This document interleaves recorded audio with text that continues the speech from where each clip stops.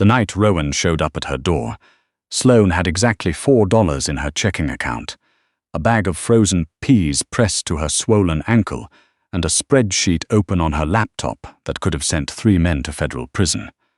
She wasn't expecting company. She wasn't expecting him. Rowan didn't knock so much as the door simply opened, because she'd stopped locking it 2 weeks ago when the deadbolt finally gave out and the super told her he'd get to it eventually. She'd been meaning to wedge a chair under the handle. She kept forgetting. That was the kind of thing that happened when you worked 14-hour days, doing books for a man who didn't know her last name and signed her checks with an autopilot signature that looked like a seismograph reading. She heard the hinges. She looked up. He was standing in her doorway in a dark coat that probably cost more than her car, 2 men behind him she didn't recognize, and an expression on his face she'd never seen before in 18 months of working inside the Voss Financial building on the 42nd floor. Not quite shock, not quite anger, something slower than both of those things, something that looked almost like a man reassessing a calculation he thought he'd already finished. "Keeley," he said, just her name, like he was checking that she was real. She stared at him. "Mr. Rowan." The spreadsheet was still open. She didn't close it. She'd been hired through 3 layers of intermediary. That was how it worked with Rowan's operation, or at least the part of it that faced daylight. A staffing firm that contracted to a holding company that contracted to Voss Financial Group, which was the name that appeared on her pay stub and was also, as far as anyone could officially prove, a legitimate private equity firm with offices in 4 cities and a clean audit record. Sloane had taken the job because it paid 40% more than anything else she'd been offered, and because the woman who interviewed her, a severe, efficient person named Ms. Aldrich, had looked at Sloane's test results, her reconstructed sample ledgers, her flagged error rate of 0.3%, and said, "You're either very good or very careful." Sloane had said, "Both." Ms. Aldrich had hired her the same afternoon. For 6 months, Sloane processed numbers she wasn't supposed to understand. She understood them anyway. That was the problem with hiring someone who was actually good at their job. They noticed things. She noticed the layering. She noticed the shell structures. She noticed the way certain deposits moved through 3 accounts in 48 hours and emerged on the other side clean and categorized as consulting fees. She didn't say anything, because she needed the job and because she wasn't an idiot, but she kept private copies of everything she touched. Not to use, just to have, just in case the day came when someone tried to make her the fall person for something she hadn't done. That day had started to feel close recently. Someone had been in her files. She didn't know who. But 2 weeks ago she'd come in and her desktop icons had been in a different order, just slightly, just enough that someone in a hurry had moved them and moved them back, but hadn't gotten them exactly right. She'd noticed. She always noticed. And since then she'd been working on a private copy of the irregularities, the ones she'd flagged but never formally reported, mapping the structure, tracing the paths, writing it all down in a format that would be legible to someone outside the organization, just in case. Her ankle had happened 3 days ago. She'd been walking home. She always walked home. The subway stop was only 6 blocks, and she was trying to save the MetroCard balance, and she'd stepped off a curb wrong in the dark and felt something pop and gone down hard on the wet sidewalk.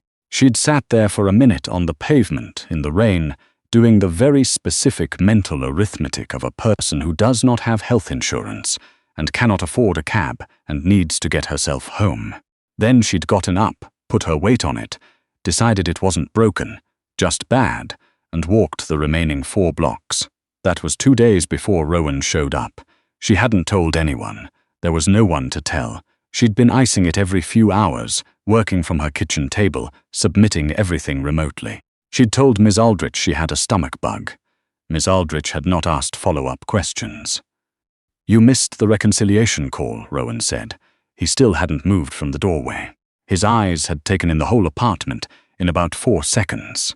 The one window, the kitchen table covered in papers, the laptop, the bag of frozen peas, the way she was sitting with her right leg propped on a second chair at an angle that was not a natural resting position. "I submitted the reconciliation files at 6 this morning," Sloane said. "All of them. Early. That's not what I asked." She looked at him steadily. "Then what did you ask?" He stepped inside. One of the men behind him moved to follow, and Rowan put one hand up, flat. Without turning around, the man stopped. Rowan walked the length of her apartment. It took about 8 steps, and stopped at the kitchen table, looking down at the spreadsheet on her laptop. She watched his eyes move across it. She watched his expression not change, which told her more than any expression would have. "You've been home for 2 days," he said. "I had a stomach bug." "You don't have a stomach bug." "I do have a stomach bug," she said. "It's a very boring stomach bug, and I'm almost over it." His eyes moved from the laptop to the frozen peas to her face. "What happened to your ankle?" "I fell how? The regular way, off a curb." "It's fine. It's not fine." He said it the way he said most things. Not loudly, not with any particular heat, just with the flat certainty of a man who'd spent a long time being the person in the room who was most often right.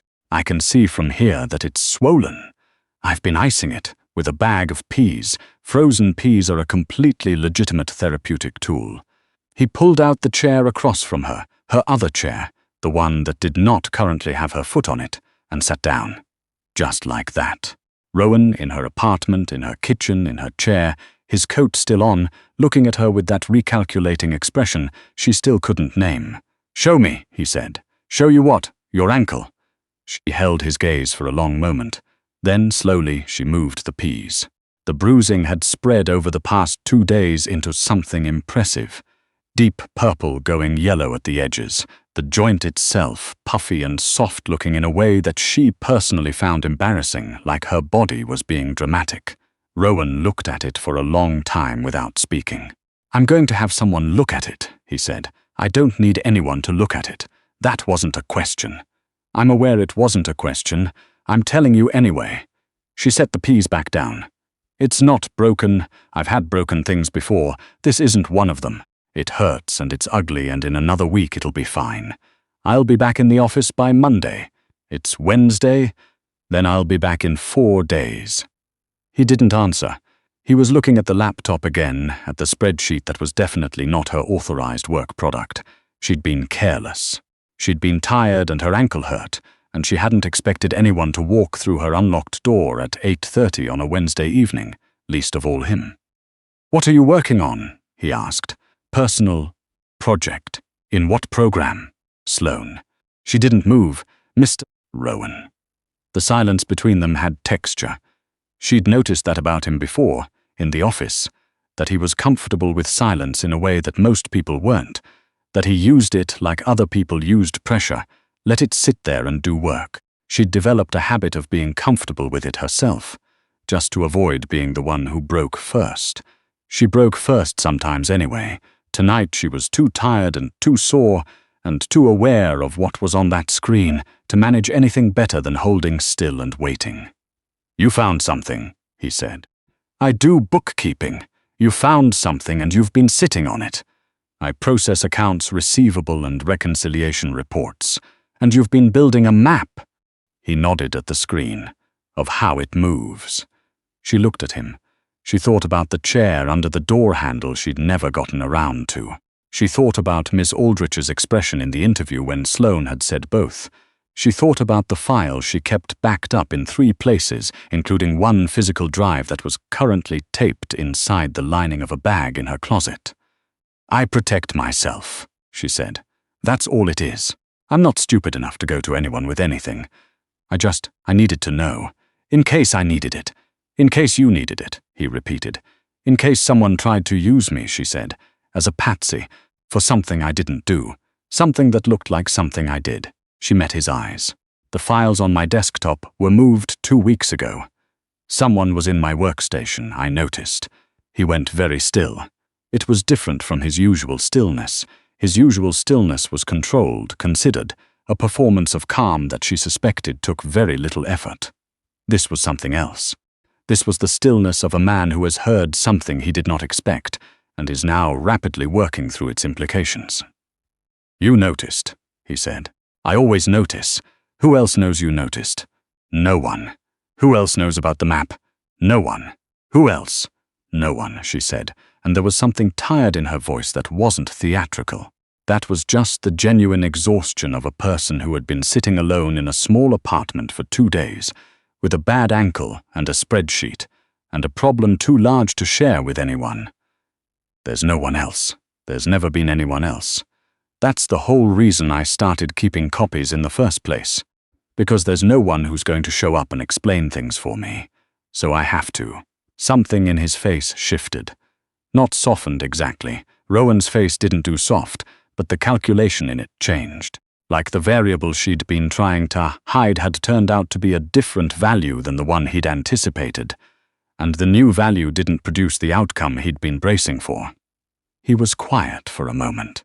Then he took out his phone, unlocked it, and made a call that lasted about 45 seconds, in which he said almost nothing except a street address and tonight, and the ankle needs imaging. He hung up. I told you I don't need. I know what you told me. He set the phone face down on her table. I'm not disagreeing with your assessment. I'm adding resources to it. She stared at him. You don't have to do that. I'm aware. I mean it. I'm not. This isn't a negotiation. I'm not trying to leverage anything. The map stays private. I'm not going anywhere with it. I know that. Then why are you here? It was the question she'd been circling since the moment the door opened and she'd looked up from her laptop and found him standing there. She'd been asking it internally, turning it over, trying to find the answer that made the most sense given what she knew about how he operated. He was a man who thought in terms of assets and liabilities, relationships structured around use value, people sorted into columns. She'd understood that going in. She'd accepted it. It was actually less personally painful than the alternative, which was caring whether someone liked you. She didn't know what column she was in right now. He looked at her for a long moment. The light in her apartment was bad, one overhead fixture with a bulb that was slowly dimming. She kept meaning to replace it, and it turned his face into something more angular and tired than she usually saw in the fluorescent brightness of the 42nd floor. You've been here alone for 2 days, he said. Yes, with a bad ankle and no one knowing, that's generally how my life works. That's not. He stopped, started again. You should have said something. She laughed. It came out shorter and more incredulous than she intended. To who? About what? Dear Mr. Rowan, I've twisted my ankle, please advise. That's not what I'm paid for. You're paid to do your job. I did my job. I filed everything on time, from my kitchen table, on 2 bags of frozen peas. That's not the point. Then, what is the point? He was quiet again. Outside her window, a car went by with its radio up, something with bass that rattled the glass slightly. She'd gotten used to it. She barely heard it anymore. You've been here alone, he said again, and the repetition had something in it she didn't entirely know what to do with, because Rowan didn't repeat himself. He made statements once, clearly, and moved on. He didn't circle back. He didn't rephrase. She'd worked near him long enough to know that was a fixed feature of how he operated. And it wasn't operational tonight, and she didn't have a category for that. She didn't answer. He reached forward and turned her laptop so he could see the screen properly. She let him. What was the point of fighting it at this stage? He scrolled through it slowly, and she watched his face as he read, watched the particular quality of his attention, the way it was total when he was actually looking at something, no performance to it, just complete absorption. He got to the 3rd tab. He was quiet for a long time. Terence, he said finally. It wasn't a question. She'd suspected the same name for about 10 days. She nodded once. He's been with me for 11 years, Rowan said. I know, I trusted him. She didn't say anything to that. There wasn't anything to say. She'd thought about what it would mean if she was right, about what it would do to someone like Rowan, who operated on the currency of loyalty and calculation and long-established accounts. She'd thought about it and then pushed it away, because it wasn't her problem, except that it had become her problem, because whoever was covering their tracks had gone into her workstation, and that made it her problem whether she wanted it or not. You verified this? He asked. 3 times. Different methodology each time. And you said nothing. I had nothing to say that wouldn't sound like a junior accounts employee accusing a senior partner based on pattern analysis she did in her spare time on a laptop that costs less than your watch. He looked at her. She looked back. Your ankle needs imaging, he said again. You already called someone. Yes, then I suppose we're doing that. He stood and picked up her laptop and closed it carefully and set it back on the table. Then he did something that she didn't anticipate and couldn't fully categorize even after, which was that he reached down and put one hand under her arm, not roughly, not with any kind of drama, just steadily, and helped her to her feet in a way that assumed she would let him and also didn't make a production of the fact that she did. She stood, her ankle throbbed. She was very aware of how small her apartment was, and how close he was, and how absolutely nothing about this was in any professional document she'd ever signed. You should have called someone, he said quietly. He wasn't looking at her. He was looking at the door, at his two men still waiting in the hallway. I don't have anyone to call. He didn't respond to that immediately. She thought he wasn't going to. Then, you do now. The doctor came to the car. She'd half expected it, and was still somehow not prepared for it. For the way resources appeared around Rowan like weather, inevitable and large-scale, the kind of thing you didn't arrange so much as it simply was. The doctor was a quiet woman with efficient hands who examined Sloane's ankle in the back seat of an SUV, parked on a side street in a way that was both entirely competent and deeply surreal, and who confirmed what Sloane had already suspected. Severe sprain, no fracture, 4 to 6 weeks of managed recovery if she was sensible about it, sooner if she wasn't. She won't be sensible about it, Rowan said from the front seat. I'm sitting right here, Sloane said. I'm aware. The doctor wrapped her ankle efficiently, gave instructions that were clearly aimed at someone who would make sure they were followed rather than the person they were about, and left.